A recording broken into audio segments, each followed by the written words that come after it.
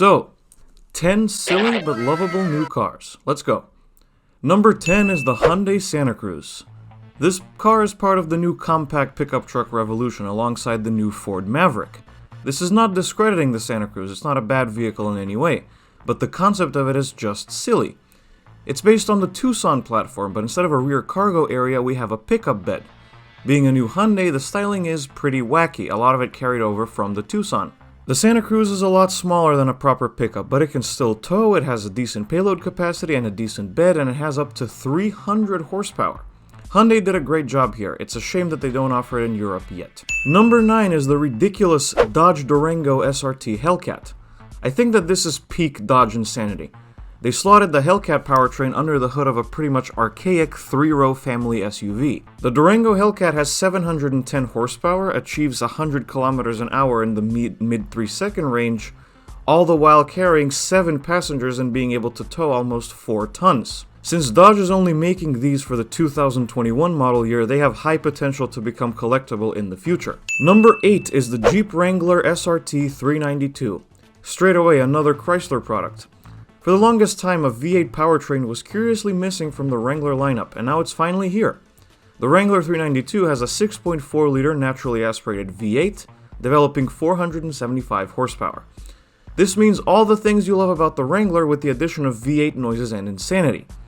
This also means catastrophic gas mileage, but I think that the target market for this vehicle isn't bothered about that.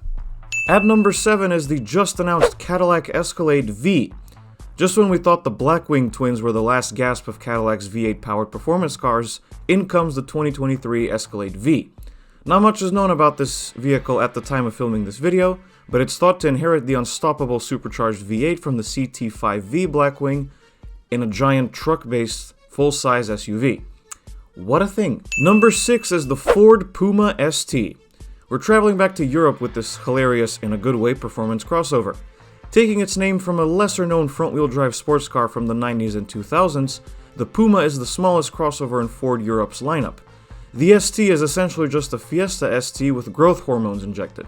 The same turbo 3-cylinder making around 200 horsepower, and the same fun driving experience as the smaller vehicle. Number 5 is the Volkswagen Tuareg V8 TDI. Volkswagen is currently hard at work on their electric revolution and pushing their EV agenda, and that seems to be doing quite well for them.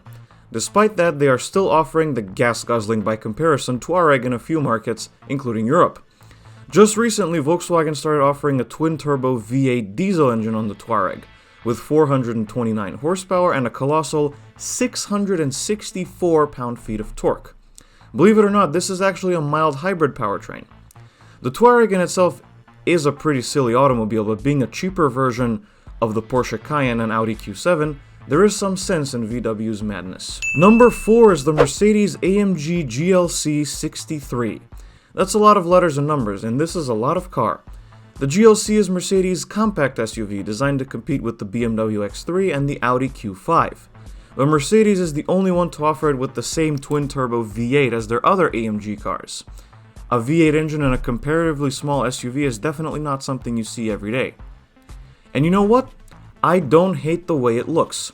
The coupe version, on the other hand, that's a different story. Number 3 is the Toyota Highlander. Whoa. I know what you're thinking, especially those of you in North America, that the Highlander is as far removed from silly as you can possibly get. I agree. But Toyota started selling the current generation Highlander in Europe. Y'all call it mid-size, but for European standards is absolutely enormous. Well, it's not a bad car, it's priced like a Lexus, and us Europeans have figured out ways to transport 7 passengers in smaller and better value vehicles. So for the European market, the Highlander is silly. Number 2 is the Audi RS SQ3. Another performance crossover, and this one is even more insane than the aforementioned Puma ST. The Q3 is the subcompact offering from Audi, although they also sell the rather terrible Q2, but we don't talk about that. Whereas the Puma uses a turbo 3-pot, this RSQ3 uses a turbocharged 5-cylinder engine. In other words, this is a subcompact crossover with a 400 horsepower 5-cylinder engine and all-wheel drive. That is definitely a niche product, but a fantastic one. And finally, the prestigious number 1 goes to the Porsche Cayenne Turbo GT.